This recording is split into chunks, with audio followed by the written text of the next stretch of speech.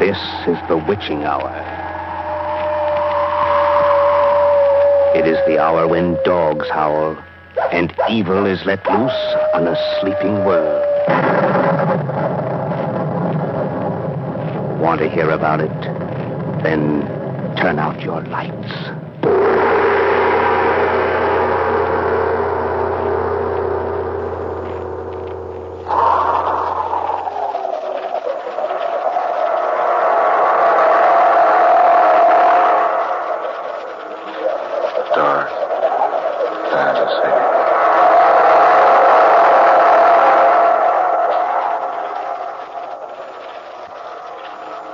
Friday the 13th, and the 13th dark fantasy story by Scott Bishop. W is for werewolf.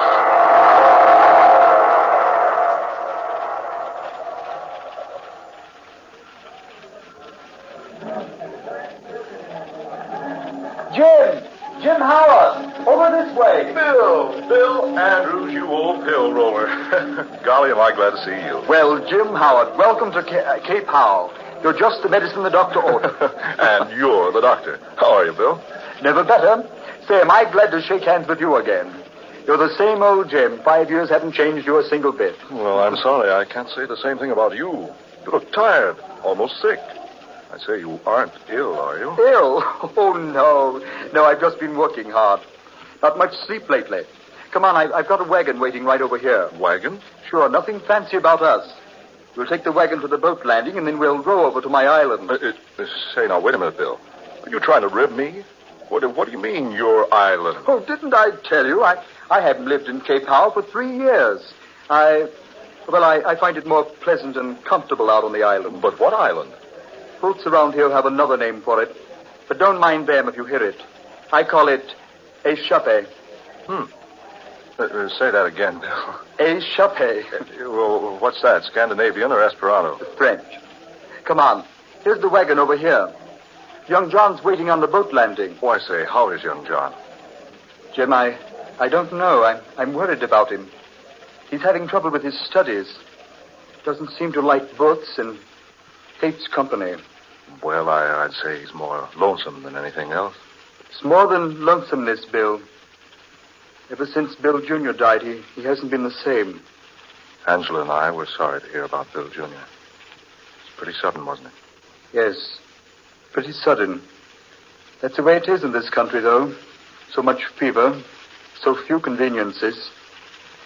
Oh, by the way, you say Angela and the child will be along in a few days? Oh, yes. You got my wire? Got it yesterday. I didn't know your sister lived at Lowston. Oh, yes, she has for years. Angela wants to visit about a week, and then she'll come on down here to Cape Howell by steamer.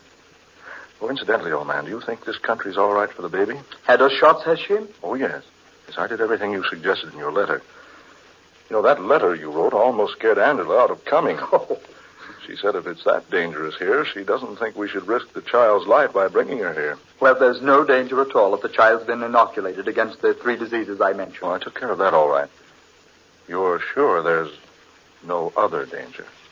I've taken care of any other danger there might be. What do you mean? Just that. There's nothing in the world for you or Angela to worry about. Please believe me, Jane. Well, all right, old man, all right. Angela and I are on the first vacation we've had since we've been married. And believe you me, we're here to make the best of it. Good, that's fine. Come on, the wagon's waiting, see? Right over there.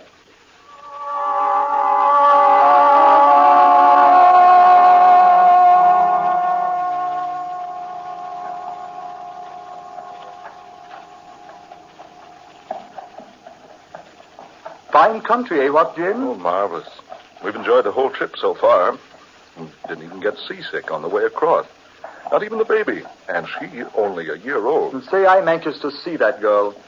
How come you named her Sandra? Oh, that's one of Angela's favorite names. Pretty name, I like it.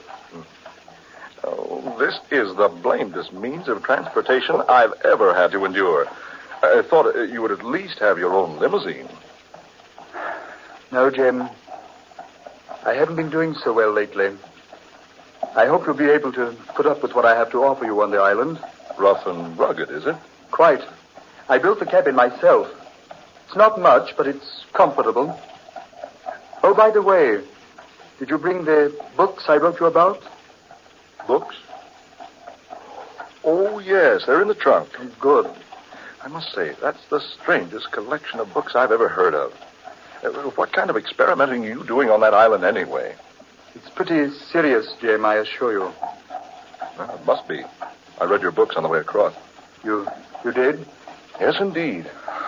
Dr. Elgin Woodward's book on lycanthropy and Henry Joseph McClure's pamphlet on the disease Lumpus vulgaris and Guy Ender's story, Werewolf of Paris, and 2 other books on werewolves. I can't for the life of me imagine, Andrews, what you want with books like that out here in this wilderness.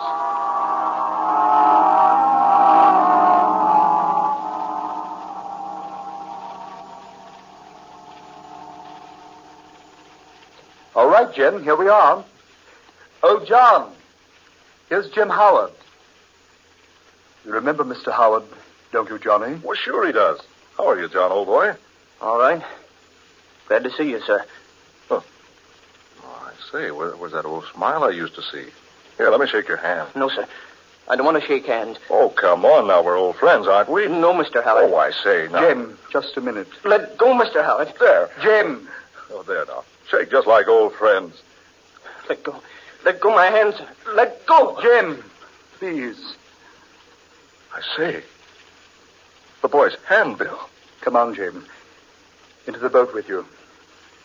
Come along, Johnny. Johnny, get into the boat, son. Yes, sir. Come along, Jim. All right, I'm shutting off. All right, Johnny. You want to take the oars for the exercise, or you want me to row? Well, son? I told him not to shake my hand. I told him, didn't I? Johnny. Can I help it? Is it my fault if my hands all... Johnny! You want to row or not? Yes, sir.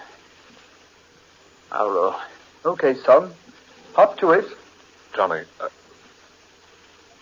Sonny, if I did something... Come on. Down to the other end of the boat, will you? Here. Sit here. I say, Andrews, that boy's hand. Quiet. He's upset enough. But, Bill, the palm of Johnny's hand. Good Lord, man.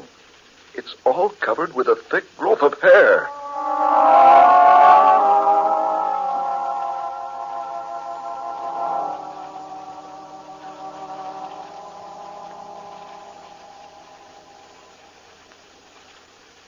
Okay, Jim. This is your room. Say, this is fine. You say you built this yourself, Bill? Every bit of it. How do you like my island? Well, I think it's perfect, but pretty inconvenient. Oh, I don't mind. Sorry we had to arrive here so late. I'll show you around in the morning. Yes, I'm anxious to see the rest of your place, Bill. I want to talk to you more about your work. Yes, of course. Tomorrow. It's pretty late now. Yes, it is late. No, I'm afraid I rather bored you, old man, with my chatter at the dinner table. Oh, Jim, you heathen. You've never bored me a minute in all the time I've known you. Oh, that man Rayfield of yours is certainly an excellent cook. Yes? He's an excellent tutor for young Johnny, too. You'll find him quite helpful if you want anything. Fine. Oh, by the way, the people in this spot are a superstitious lot, Jim. Don't let them bother you with any of their nonsense. Nonsense? Yeah, a silly rot about, things in the night. What thing? Oh, there's nothing, of course. But they take all sorts of means to ward off, the evil spirits. Oh, I see. Here, I'll set this charm here on your desk. You won't be using the desk. Charm? What charm? Well, it's just a simple thing that the people hereabouts always insist on putting in the room in which a person sleeps. Here, these 3 bits of green twigs, 2 of them standing upright like this. There we have it. Hey, what is this? 1 cross piece on the uprights like this. Then a lakeshore pebble. This little bit of charred wood. There you are. Now you're fully protected. Protected against what? Why, those evil spirits I was telling you about. And now just forget about them, James. I just put the charm here in case Raphael comes in. He's very superstitious, and he'll never rest until he's made a charm for you himself. Well, all right, but I still... Now, just forget all about it. Just a whim of Raphael's. Good night, Jim. Night, old man. See you in the morning. Right. Bright and early. If you need a spare blanket, there's one in the closet there. Right, Bill. Good night. Pleasant dreams.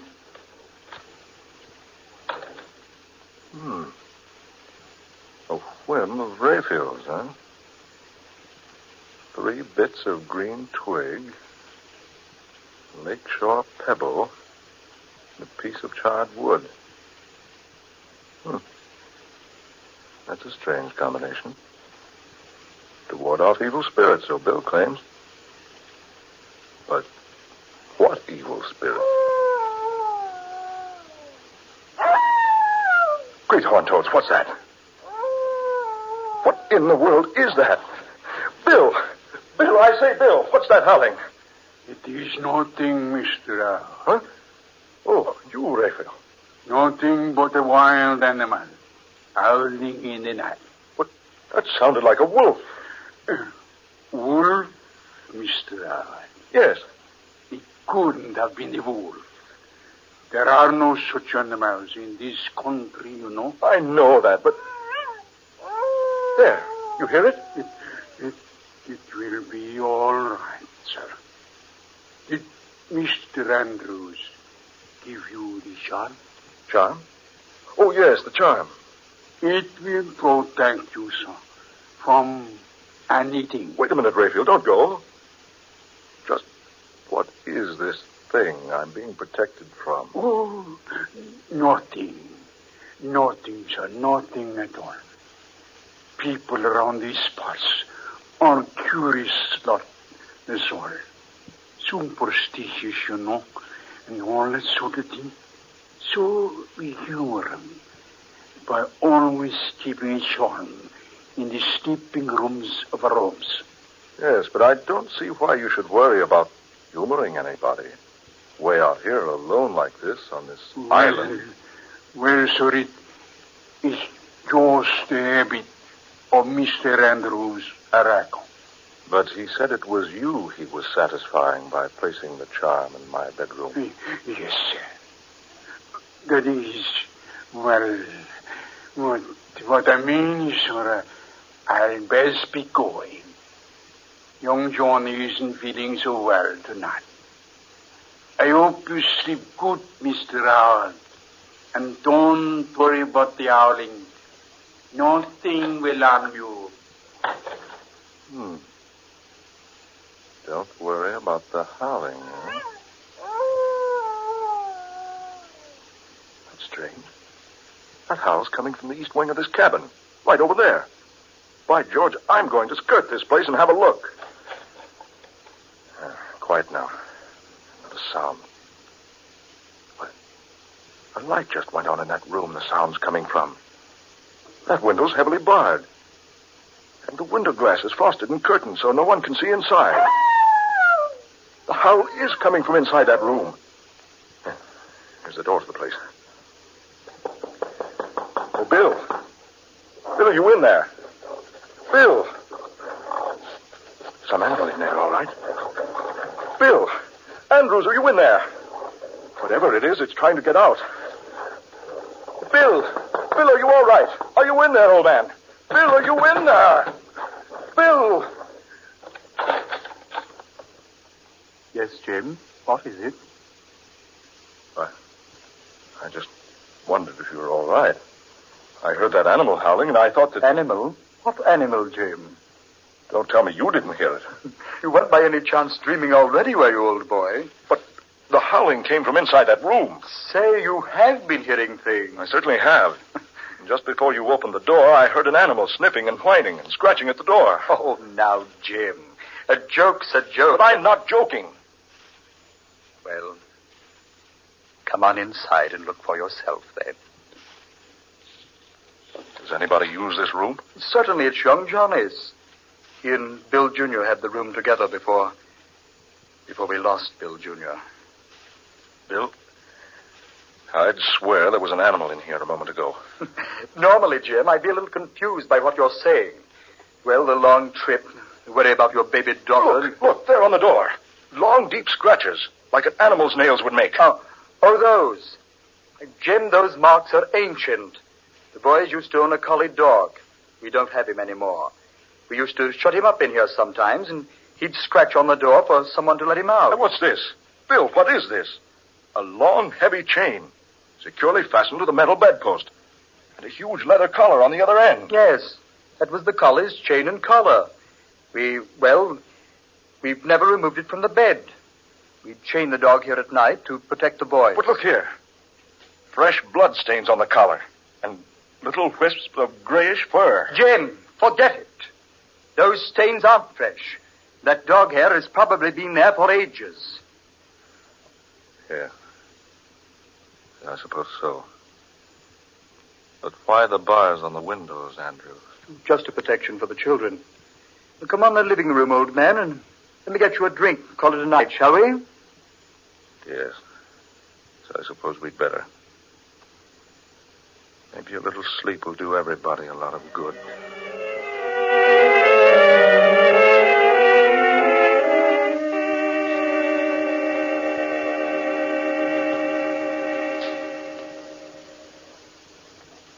Angela, I can't tell you how happy I am to have you and Jim here to visit me. Oh, we've looked forward to this for 6 months, Bill. I envy Jim for having a week's head start on me. Oh, we really like it here, Bill. Baby asleep, dear? Yes. And it's time we had some rest, too. And that's my hint to clear out. Oh, no. Oh, I forgot. I'm going over to the mainland. I'll be back by morning. Anything wrong, Bill? Oh, no, not a thing. Jim, may I ask a favor? Certainly. That watch charm you're wearing, solid silver, isn't it? Why, yes, it is. Do you think you could give it to me? Give it to you? Why, of course. I have a very special reason for wanting it. I wouldn't ask for it if I didn't have. There you are. Thanks, old man. I hope I can return it to you. Well, good night. See you tomorrow. Good night, Bill. Jim, why does Bill act so strangely? I don't know, dear. I wonder why he wanted that silver watch charm. Odd. Oh, by the way, you said you had that wire for me. Oh, yes. It's here in my purse. I'll get it for you. Would you cover Sandra, dear? She's kicked her blanket off. Oh, sure. Here you are, darling. Thanks. I say, Angela. Yes, dear? Listen. In answer to your cable, I have been able to learn that the grandfather of William J. Andrews was shot in France almost half a century ago by an angered mob. His grave was recently opened, and instead of the remains of a man, investigators found the almost perfectly intact body of a strange beast, somewhat resembling a wolf. Jim, no. Just what I Oh, Jim, what's that? thought. Something's wrong. Come on, hurry. Oh, look. Look down the doorway of that room with the bars at the windows. Some animal running out there near the edge. Jim. I hit that creature 3 times. I couldn't have missed him. And yet the bullets didn't even slow him down. Jim. There, the doorway. It's Raphael. Look at him. Oh, his throat. Only an animal could have done a thing like that. Where's young Johnny? Look, Jim. That heavy chain hanging from the bedpost. The collar's gone. Chain snapped right in 2. Angela, you and I have a job to do.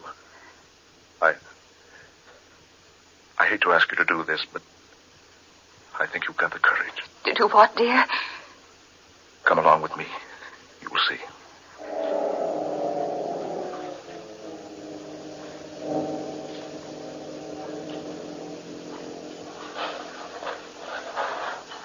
You about ready to get the lid off the box now? Oh. Steady, Angela. Steady. Oh, this seems terrible. Desecrating Bill Jr.'s grave like this. Digging up the casket. If I'm wrong about this, well, we'll see. Hand me that bar. That's it. Now, hold the light over here now, Angela. Just another nail or two.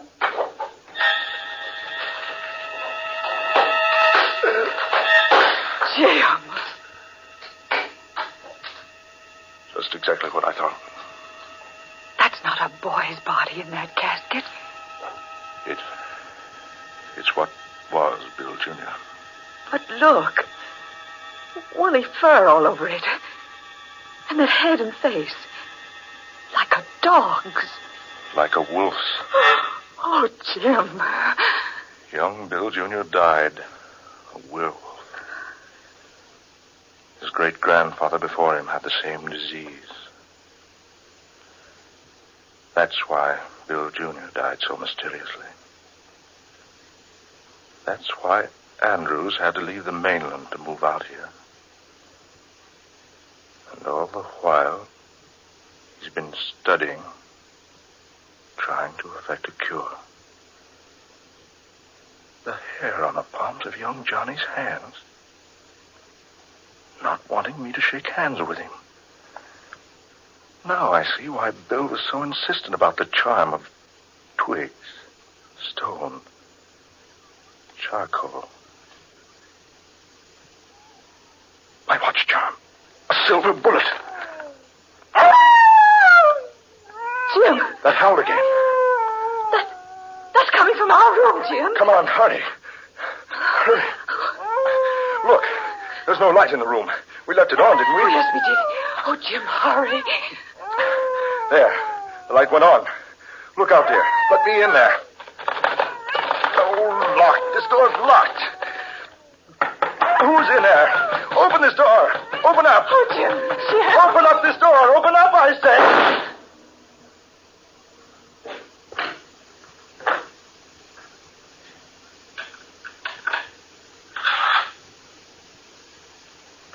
Everything's finished now. Young Johnny is dead.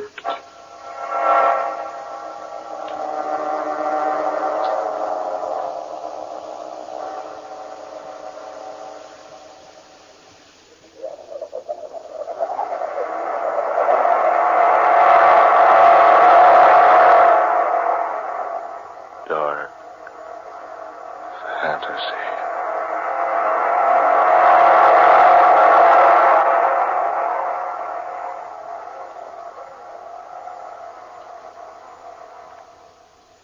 Friday the 13th. And you have heard Scott Bishop's 13th original tale of dark fantasy. W is for Werewolf. Ben Morris was heard tonight as Jim Howard. Garland Moss was Bill Andrews. Eleanor Naylor Corrin took the part of Angela Howard. Fred Wayne was Raphael. And Don Stoltz played young Johnny. Next Friday night at the same time, listen to the 14th in this series of dark fantasy dramas. An intriguing, exciting story called A Delicate Case of Murder, written by Scott Bishop. A strange, weird tale of a spiritualistic medium who suddenly finds herself in the midst of a vicious and well-planned murder plot, with herself the victim.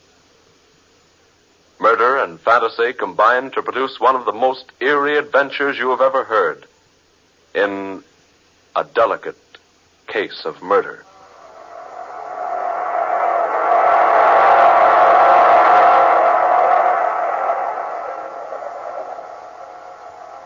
Tom Paxton speaking. Dark Fantasy comes to you each Friday night from WK.